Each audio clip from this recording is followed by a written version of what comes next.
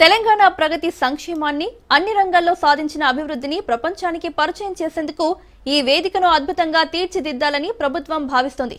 ప్రపంచం నలుమూలల నుంచి దాదాపు 40 దేశాల నుండి ప్రతినిధులు వస్తున్నారని, ఇందులో 2.5 మంది అధికారులు పాల్గొంటారన్నారు. దీంతో పాటు 27 ప్రత్యేక విభాగాలకు చెందిన సెషన్స్ కూడా ఉంటాయన్నారు future city commissioner Shashank.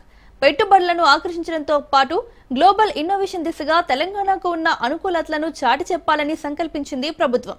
Future సిటీతో Telangana ఫ్యూచర్ను నిర్మించాలని ప్రభుత్వం భావిస్తుందన్నారు commissioner Shashank. Telangana rising global summit 2025 అన్న సదస్సుని భారత్ ఫ్యూచర్ సిటీలో డిసెంబర్ 8, 9 నాడు నిర్వహించ తలపెట్టింది.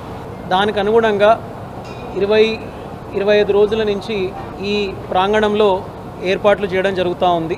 తెలంగాణ వచ్చే 3 ఏళ్లలో ఏం సాధించబోతోంది, వచ్చే 22 ఏళ్లలో 2047కి ఏ రకమైన లక్ష్యాలను నిర్దేశించుకుంది అన్నది సమాజానికి, దేశానికి, ప్రపంచానికి తెలియజేయాలన్న ఉద్దేశంతో ఈ సదస్సుని రాష్ట్ర ప్రభుత్వం ఏర్పాటు చేస్తోంది.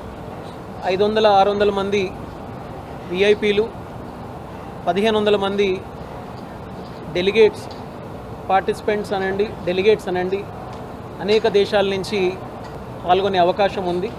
దానికి అనుగుణంగా మేము ఇక్కడ ఏర్పాట్లు చేస్తూ ఉన్నాము. ఒక 26, 27 సెషన్స్ 1.5 రోజులు ఇక్కడ నిర్వహించబోతూ ఉన్నాము.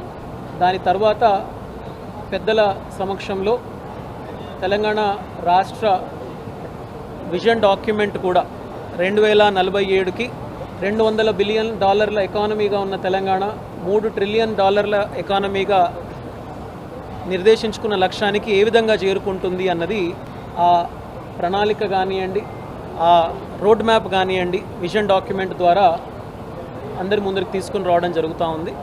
గత 20-25 రోజులలో ఏ రకంగా ఒక కొత్త ప్రాంతాన్ని మనము చేసుకోగలిగాము అన్నది కూడా మీరందరూ కళ్ళారా చూసుంటారు.